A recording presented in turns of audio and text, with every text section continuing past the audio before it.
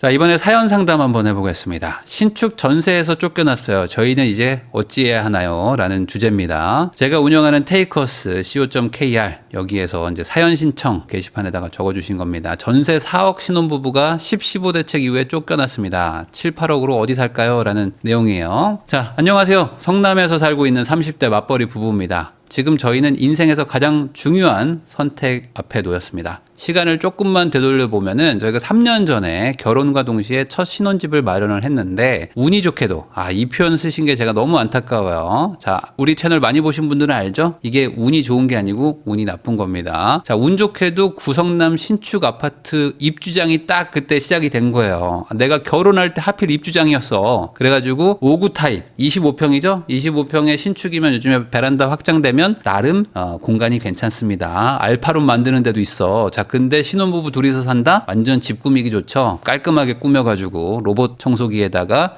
4인용 원형 테이블 사고 TV 85인치 샀을 겁니다. 소파도 사고 완전 내 집처럼 꾸몄겠죠? 자, 그렇게 전세 3억에 후반대로 저렴한 금액으로 시작할 수 있었습니다. 자, 그러니까 이분이 지금 여기 사연을 보낼 때도 이미 나는 이 집에서 산 게 너무 좋았다. 아주 저렴하게 잘 살았다라는 그게 느껴지죠. 이 정도면 잘 들어왔다. 그때까지만 해도 저희는 그렇게 생각했는데요. 작년 11월이죠. 갱신 청구권을 사용을 해가지고 전세금이 5% 올라서 4억 초반대로 올랐지만 그래도 주변에는 평균 6억 정도 하니까 전세가 근방의 전세 매물을 보면서 아직까지는 저렴한 신축 아파트 전세라는 안정감 속에서 살고 있었습니다. 자, 문제는 그 다음이었는데요. 10-15 대책 이후에 집주인분에게 연락이 왔어요. 자, 전세를 빨리 빼주셨으면 좋겠다라는 얘기였습니다. 자, 그때부터 저희의 시간은 급격히 빨라졌는데 집을 알아보기 시작했는데요. 체감되는 시장이 완전 달랐습니다. 1, 2년 전만 해도 주택 가격이 좀 그나마 괜찮았는데 몇 계단 올라갔더라고요. 전세든 매매든 이제는 뭐 답이 잘 안 나오는 상황이라는 겁니다. 자, 저희 부부의 조건은 조금 복잡한데 남편은 무주택자고요. 저는 혼인 전에 부모님한테 집을 하나 받아가지고 빌라가 하나 있습니다. 갭 투자해놓은 빌라인데 이번에 아파트 매수 결심하면서 급매로 처분할 거고요. 계약을 앞둔 상태입니다. 자, 현재 혼인신고는 또 돼 있어요. 그래가지고 생애 최초 대출은 안 됩니다. 직장은 둘 다 성남에 있어. 그러니까 이게 문제죠. 둘 다 성남에 있는데 성남의 신축 아파트가 또 입주장이야. 어떻게 또 이렇게 운이 안 좋게 딱 타이밍이 맞아버렸네요. 자, 올해 기준 소득은 남편이 세후 약 1억, 저는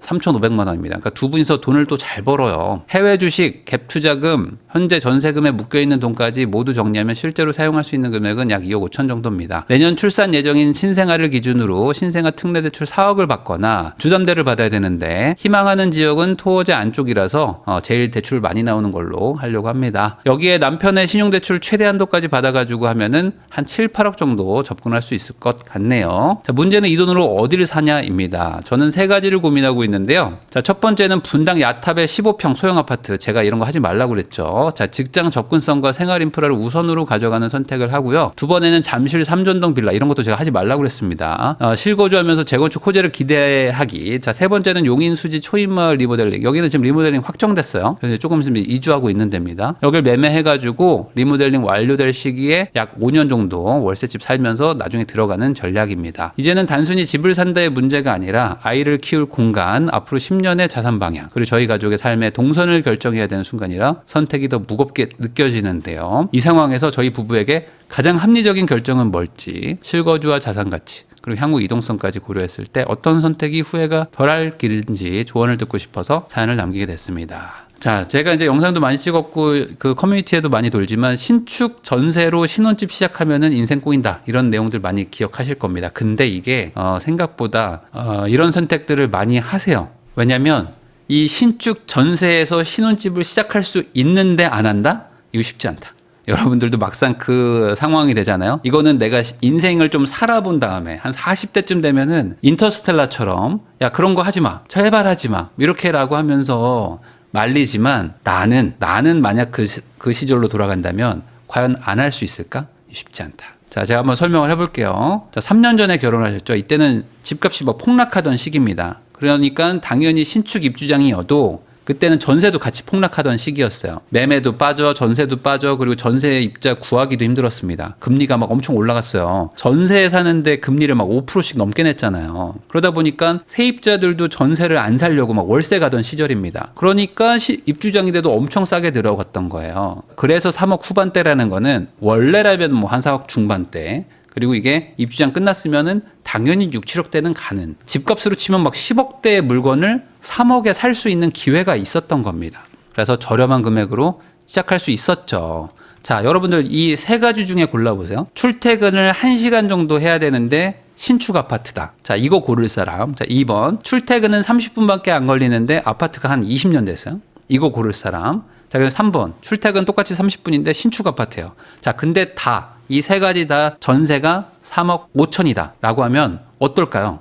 여러분들 다 똑같이 전세가 3억 5천인데 3번 안 고를 사람 있나요? 여러분들 여기서 3번 안 고른다? 이거 쉽지 않다. 1번을 일부러 가는 사람 있을까요? 어차피 똑같이 3억 5천인데 1번 가는 사람은 없죠. 자, 2번을 가는 사람일 수도 있어. 2번 전략적으로 갈 수도 있어. 왜냐면 신축 아파트에 살면은 눈만 높아지고 소비가 커진대. 2번 가자. 그럼 옆에 있는 배우자가 오케이 한다 안 한다? 절대 안 하죠. 이거 하는 사람 있을까요? 아, 그래? 눈이 높아지니까 신축을 살 수 있지만 일부러 구축 가자는 거지? 잠깐만 우리 엄마한테 전화할게 해가지고 주말에 불려갑니다. 정서방 오랜만이야. 네네. 저 갑자기 왜 부르셨는지. 내가 우리 애한테 들었는데 3번 선택하시게. 네? 왜 그 무슨 소리세요? 2번 한다고 그랬지 3번 해 그냥.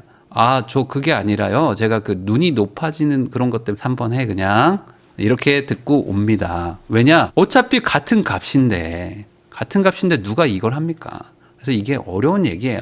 자, 그렇지만 사실은 잠깐 할인된 가격이지 내 능력을 아득히 넘어간 집입니다. 아득히 넘어간 집이에요. 자, 거기서 거주하는 거잖아요. 그러니까 거주하는 게 사실 무슨 의미냐 이거예요.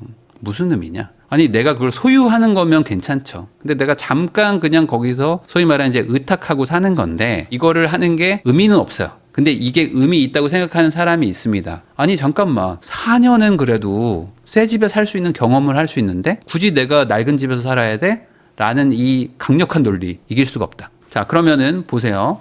신축 아파트죠. 거기다가 저렴한 가격입니다. 근데 여기서 눈이 안 높아지게 일부러, 자, 여기서 독하게 살아야 돼 이제 우리는. 자, 이거는 신축 아파트니까 그냥 집만 좋은 거야. 우리 여보랑 나는 앞으로 이빨 꽉 깨물고 산다. 가구도 필요 없어. 가구 사지 마. 이케아 가가지고 3만 원짜리 조립할 거야. 이케아 가가지고 3만 원짜리 식탁 사올 거니까 그렇게 알고, 소파 필요 없어 우리는. 바닥에서 앉아서 살자. TV 사지 마. 뭐 이런 식으로 한다? 그럼 어떻게 되죠? 또 불려갑니다. 그 주에 다시 한번 또 갑니다. 그냥 TV 사게. 내가 돈 줄 테니까 TV 사게.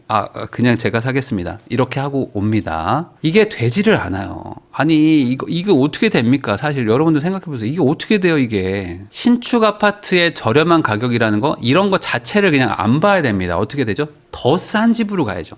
더더욱 싼 집. 3억 5천으로 얻는 게 아니라 뭐 1억 5천으로 얻을 수 있는 더 싼 집으로 가서 주거비를 더 낮추고 주거 환경도 더 안 좋은 데로 가야지만 돈을 아낄 수가 있는 거죠. 이걸 어디서 할 수 있냐? 가장 쉬운 예가 있습니다. 여러분들도 그렇고 저도 그렇고 다 경험이 있어요. 뭐죠? 우리가 이제 학창 시절 때 공부한다고 항상 독서실을 갔습니다. 하다못해 주말에는 도서관을 가죠. 도서관 가서 그 열람실에서 공부하잖아요. 어차피 공부 안 하지만. 근데 왜 가죠? 엄마가 너 가서 공부했어? 라고 하면 알아서 할 테니까 걱정하지 마 라고 소리 지르지만 실제 우리 가서 공부 안 했잖아요. 근데 가는 이유가 뭐예요? 독서실 가는 이유? 거긴 조용하고 다들 공부하는 분위기니까 나도 거기 가면 공부할까 봐. 혹시 모르잖아요. 내가 가서 공부할 수도 있으니까 가는 거죠. 자, 그러면은 환경이 사람의 행동을 결정한다는 거는 여러분도 다 알고 저도 압니다. 근데 왜 신축 전세를 가면은 내 행동이 그 집에 맞아질 거라는 거를 인정하지 않느냐. 사실은 똑같은 거거든요. 공부하러 독서실 가는 것처럼 신축 아파트에 가면 소비를 과소비하게 됩니다. 자, 그러면 이거를 할 수 있다고 말하는 사람들은 뭐냐면 PC방 가가지고 옆에서 문제집 푼다는 얘기랑 똑같은 거야. 옆에 PC방에 가서 애들이 다 놀고 있는데 내가 문제 풀 수 있나요? 물론 푸는 애도 있겠죠. 이상한 애는 있겠지만 대부분은 PC방 가서 문제 몇 장 풀고 바로 같이 게임하게 됩니다. 그러니까 신축 아파트에서 사는 순간 과소비는 예정되어 있다. 사연으로 돌아가면 작년 11월이죠. 요때 한번 탈출 기회가 있었습니다.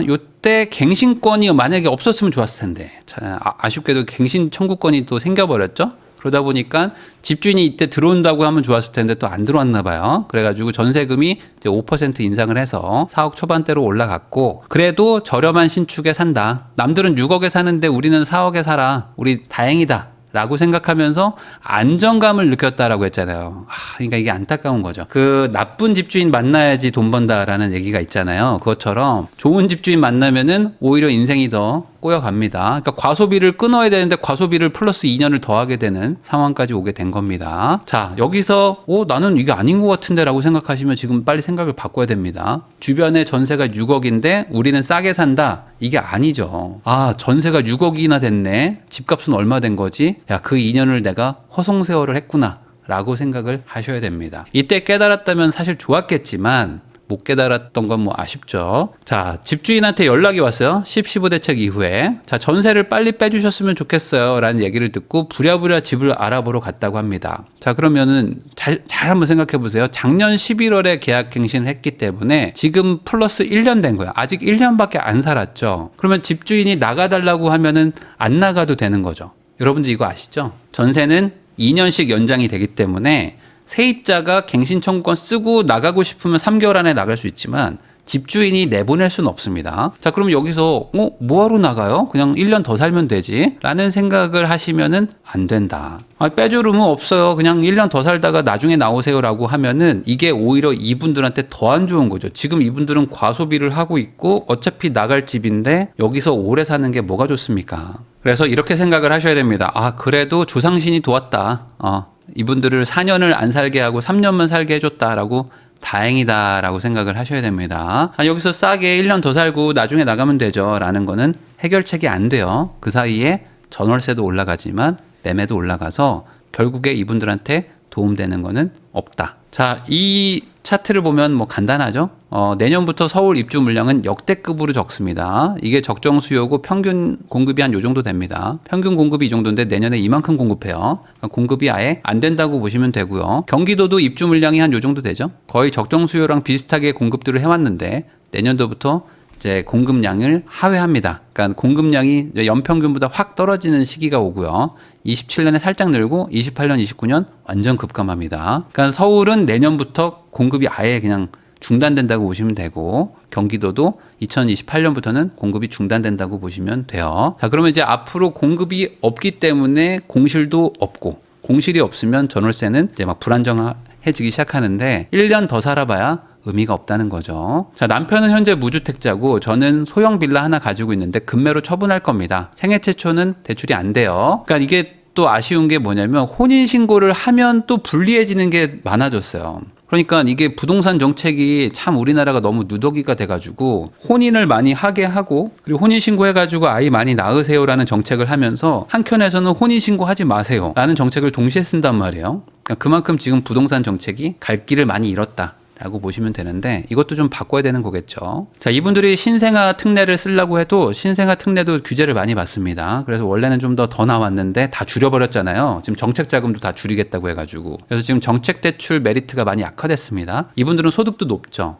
그러면 대출 한도가 그냥 많이 나오는 게 훨씬 중요하지 이자 싼 거는 나중 얘기다 라고 생각하시면 됩니다. 자, 세후 약 1억이에요, 남편이. 그리고 저는 연 3,500 정도 법니다. 그러니까 실수령이 1억 3,500인 분들이니까 연봉으로 치면 한 2억 정도 됩니다. 3년을 신혼을 보냈는데 현금이 2억 5천이에요. 그중에서 갭 투자한 것까지 다 합쳐서 2억 5천입니다. 이게 무슨 의미인지 아시겠죠? 세전 연봉이 2억인데 3년의 결혼 생활하고 나서 순자산이 2억 5천이라면 이분들은 거의 저축을 못하신 걸로 추정이 됩니다. 자, 이게 바로 환경이 사람의 사고방식을 결정하고 그 사고방식대로 행동을 하게 되는 거예요. 이분들이 아마 집값이 뭐 10억 가까이거나 10억 넘어갔을 거예요. 그러면 10억에 넘는 아파트에 거주하는 고소득자잖아요. 당연히 소비가 늘겠죠. 뭐 여행도 많이 갔었을 것 같고 잔잔하게 돈을 많이 썼을 겁니다. 뭐 간단하게 동네에서 외식도 많이 하셨을 거고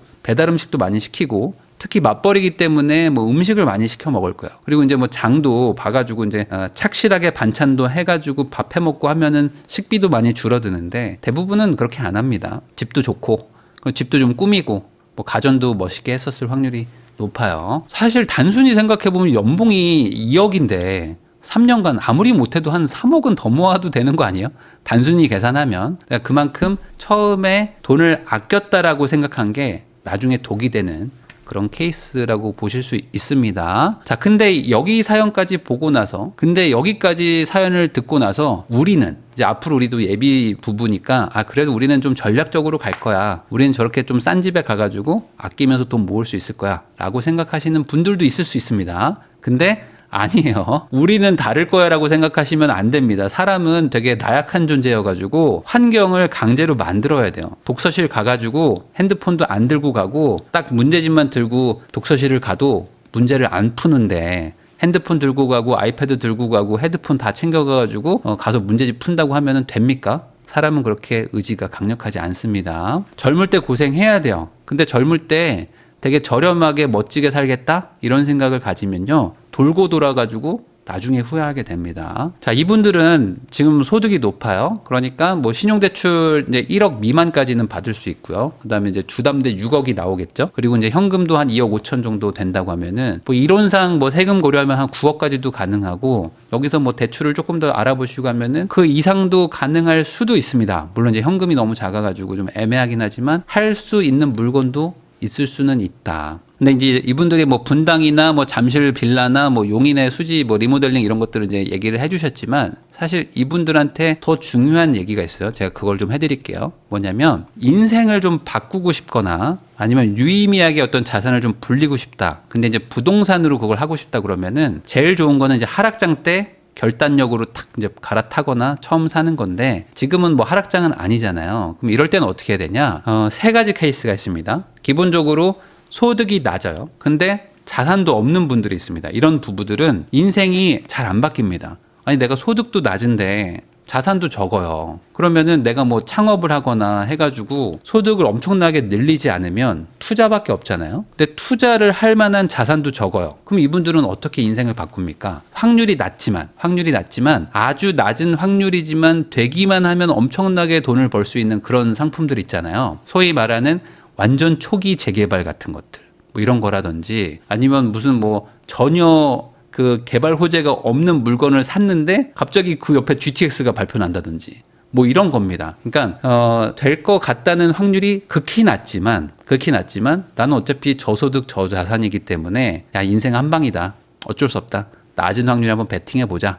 라고 해가지고 보통은 이제 재개발 같은 거에서 이런 일들이 일어나거든요. 확률이 낮죠. 그러니까 당연히 맞출 확률이 떨어집니다. 맞추면 인생이 바뀌고요. 못 맞출 수 있잖아요. 못 맞출 확률이 더 높죠. 그럼 오히려 인생이 후퇴할 확률이 있어요. 그럼에도 불구하고 내가 인생을 바꾸고 싶으면 한번 베팅을 하는 겁니다. 저소득, 저자산인 분들은 낮은 확률을 뚫고 성공시키는 거를 노리셔야 되고요. 고소득인데 저자산이신 분들 있죠. 지금 사연자 같은 분들입니다. 소득은 높은데 자산이 상대적으로 적어요. 이런 분들은 시간에 베팅하는 게 좋습니다. 시간에 베팅이라는 게 뭐냐면 어느 정도 진행이 좀 되는 재개발이나 아니면 좀 진행이 될 것 같은 잘 되고 있는 재건축 같은 거 있죠. 이런 것들을 사는 게 좋습니다. 당장은 안 되는데 한 5년, 10년, 뭐 15년, 20년 지나면은 될 것 같기도 한 그 무언가 있잖아요. 이런 거는 못 맞춰도 돼요. 왜냐면 한 번은 팔 수 있는 기회를 주거든요. 내가 아주 이상한 걸 안 사면 한 번 팔 수 있는 기회가 옵니다. 분명히 과열이 오고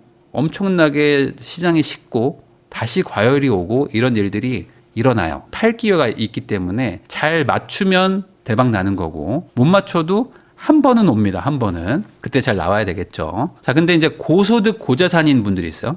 나는 충분히 자산도 좀 있고 돈도 잘 벌어요. 그럼에도 불구하고 그분들도 상대적으로 더 좋은 데를 가고 싶습니다. 한 번 또 인생 바꾸고 싶어요. 그런 분들은 당연히 레버리지에 베팅을 해야 되겠죠. 지금 뭐 전문직 맞벌이 부부 뭐 이런 분들도 있고 어떤 분들은 한 분은 사업하고 한 분은 뭐 또 안정적인 직업을 가지고 있는 분들도 있습니다. 근데 자산도 좀 있어요. 그런 분들은 대출을 뭐 안 해주더라도 어떻게든 대출을 받고 아니면 뭐 레버리지를 쓰고 뭐 전세를 끼든 어떻게든 해가지고 한번 인생을 꼭 바꾸고 싶다면 이것도 한번 리스크를 감수하고 베팅할 필요는 있습니다. 인생 바꾸고 싶지 않으면 뭐 굳이 그렇게 위험하게 할 필요는 없지만 왜냐면 이분들은 어쨌든 고자산 고소득이기 때문에 한번 실패할 수도 있죠. 실패하면 회복을 할 자체적인 기회를 만들 수 있습니다. 내가 알아서 그 메꾸면 되는 거죠. 손해본 만큼. 자, 그러면 이분들은 이제 시간에 베팅을 해야 되잖아요. 그럼 시간에 베팅한다는 건 뭐냐? 기본적으로 지금 소유권을 얻었는데 미래에 돈을 더 투자해야 되는 상품 같은 것들이 있습니다. 예를 들어 사업성이 너무 좋은 단지 같은 거 말고요. 사업성이 뭐 애매해요. 사업성이 애매하다는 건 뭐 용적률도 조금 애매하고 뭐 대지 지분도 살짝 애매한데 그래도 어떻게 하면 될 것 같은 것들. 그런 것들이 보통 지금 가격대가 약간 좀 빠져 있거든요. 사업성이 너무 좋아.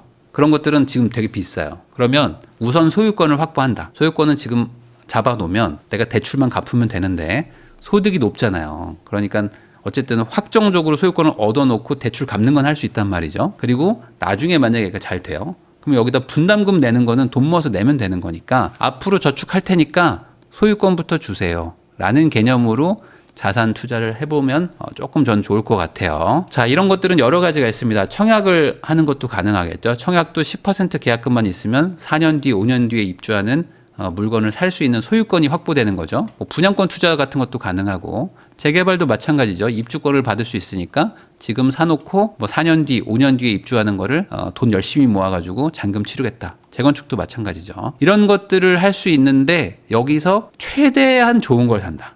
대출을 왕창 받고 어떻게든 뭐 예를 들어 가족한테 돈을 받을 수 있으면 더 받아가지고 삽니다. 왜? 이분들은 소득은 엄청 높아요. 소득은 연봉이 2억인데 자산이 2억 5천밖에 안 되니까 자산이 많았다면 충분히 더 좋은 걸 할 수 있는데도 불구하고 당장 현금이 없는 거잖아요. 미래엔 현금이 생길 거고 그러면 당연히 대출은 최대로 받아야죠. 지금은 대출 받고 싶어도 안 해줍니다. 살 수 있는 제일 좋은 걸 산다. 아까 그 세 개를 보지 마시고 그거보다 더 좋은 것도 있을 거 아닙니까? 자, 연봉이 세전 2억이에요. 그런 신혼부부면요. 저는 못해도 연 1억은 저축할 수 있다고 봅니다.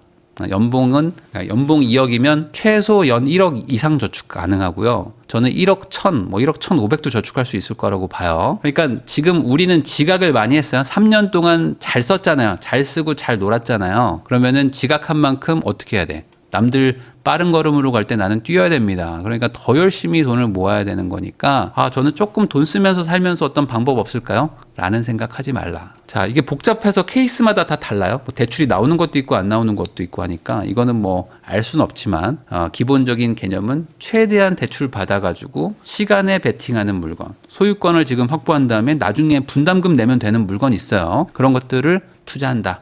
우리는 소득이 높아서 이빨 꽉 깨물고 저축하면 가능하다. 자, 거지처럼 살아야 됩니다. 이렇게 하고 나서 거지처럼 살면서 어떻게든 돈을 더 많이 모아야 돼요. 왜? 나는 그 전에 많이 썼으니까. 자, 그럼 제가 거지처럼 살으라고 하면은 그게 어떤 수준이죠? 라고 얘기하는데 간단합니다. 여행, 외식, 차를 포기하면 됩니다. 다 포기한 거 아닌가요? 라고 얘기하시는 분들 많은데 맞습니다. 거지는 여행을 안 가고요. 외식을 안 하죠. 그리고 이제 옷을 안 사십니다. 집이 없어요. 차도 안 타고 다니죠. 그게 거지처럼 사는 겁니다. 평생 살라는 게 아니라 한 5년 정도만 하면 돼요. 그러니까 여행 당연히 안 가는 거고 외식 당연히 안 하는 거고 옷 안 사는 거죠. 집은 그냥 잠만 자면 되는 거예요. 차도 필요 없어. 이렇게 살면 됩니다. 너무 힘들 것 같은데요? 나는 이미 지각을 했다. 그러면 뛰어야 됩니다. 근데 이게 잘 안 됩니다. 왜냐면 고소득인데 저자산인 분들은 소비 포기가 안 돼요. 소비 포기가. 소득이 높으면 부자인 줄 알아요. 그러니까 소득이 높으면 부자인 줄 착각하는 분들이 많은데 소득이 높은 거는 부자가 될 수 있는 기본 어떤 아주 단순한 요건 정도지 소득이 높다고 부자가 되는 건 절대 아닙니다. 근데 이 소득이 높으니까 부자처럼 소비할 수는 있거든요. 그러니까 이 소비에 너무 물들어져 버리면 이게 포기가 안 돼. 그러니까 거지처럼 살랬는데 그래도 집은 좀 괜찮아야 될 것 같은데 거지처럼 살랬는데 차를 막 뽑고요. 거지처럼 살려고 그랬는데 막 배달시켜 먹고 막 그렇습니다. 거지가 배달시켜 먹습니까? 아니죠. 그냥 있는 걸로 대충 먹는 거죠. 그렇게 사셔야 되는데도 불구하고 이거 쉽지는 않습니다. 그래서 대다수의 고소득 저자산인 분들이 소비를 포기를 안 하니까 어떻게 되죠? 저소득 저자산가들처럼 낮은 확률에 베팅해요. 낮은 확률에 베팅합니다. 뭐 코인에다가 베팅해서 막 잡코인 사가지고 막 몇십 배 불릴 거야. 완전 적자 기업인데 잡주인데 뭐 이게 막 5배 올라갈 거야. 뭐 이런 거 합니다. 왜냐면은 고소득인데 소비로 다 써버리니까 저소득자랑 똑같거든요. 그러니까 할 수 있는 게 낮은 확률에 베팅할 수 있는 것밖에 없어. 그러니까 소비를 포기를 안 하잖아요. 그럼 미래를 포기하는 거예요. 그래서 그냥 막연한 베팅. 그냥 언젠간 되겠죠. 이 빌라 그냥 사놓으면 뭐 나중에 막 40억짜리 아파트로 바뀌겠죠. 이런 걸 합니다. 근데 우리는 그런 거 안 해도 되거든요. 그쪽으로 갈 확률이 있어서 좀 걱정은 돼요. 자, 실거주와 자산 가치, 그리고 향후 이동성까지 고려했을 때 어떤 선택이 후회가 덜할 길일지 조언을 듣고 싶다. 그러니까 이분이 지금 실거주도 되면서 자산 가치도 좀 챙기고 향후 좀 갈아타기까지 고려해가지고 최적의 물건을 사고 싶어요라는 거잖아요. 그래서 제가 좀 걱정이에요. 이분이 지금 뭐 하나 포기를 못해. 그러니까 우리는 그냥 2억 5천 있는 부부거든요. 2억 5천 밖에 없는 거예요. 어찌 보면은 우리 소득에 비하면 너무 적어요. A, B, C 다 잡고 싶은 거죠. 그러면 아무것도 못 잡는다. 그래서 제 얘기를 듣고 뭐 기분이 나쁘실 수도 있지만 이거는 오히려 좀 한번 다시 한번 곰곰이 생각해 보시면서 이걸 깨야 됩니다. 그래, 내가 그동안 잘 살았다, 즐겁게 놀았다, 그럼 나 이제부터 진짜 거지처럼 살겠다. 지각했잖아요. 그럼 따라가야죠. 그래서 이미 지각한 사람은 뭐 여러 가지 따지면 안 됩니다. 저 땀나면 얼굴에 화장 지워지는데 이런 거 생각하시면 안 돼요. 그냥 가는 거지. 통과해야 되잖아요. 그 데드라인을 통과하려면요, 뭐 넘어지는 거 각오하고, 뭐 땀나는 거 각오하고, 표정 일그러지는 거 각오해도 그냥 달려야 됩니다. 하나만 보고 가도 쉽지 않은데 여러 가지 다 따지면 안 된다. 자, 그래서 이제 진행이 좀 어느 정도 되는 거 있죠. 초기 재개발, 초기 재건축 이런 거 하지 마시고 어느 정도 좀 되는 거 있어요. 되고 있고 사람들이 이거 된대. 그런 거 있습니다. 이거는 이제 알아보시면 돼요. 그런 걸 하나 내가 왕창 대출 받아서 사신 다음에 어떻게든 빨리 갚는다. 우리 소득으로 빨리 갚고 그걸로 버티기 들어가서 재건축이나 재개발이 되면 그걸 또 잘 팔아서 다시 한번 또 옮기고 이런 걸 하셔야지만 벌어진 속도를 따라잡을 수가 있습니다. 거지처럼 산다. 이게 핵심이에요. 거지는 어떻게 사는 걸까? 제가 충분히 말씀드렸으니까 그렇게 하시면은 딱 5년만 하면 남들 따라잡고 이제 고소득, 고자산가가 되실 거라고 저는 분명히 믿습니다.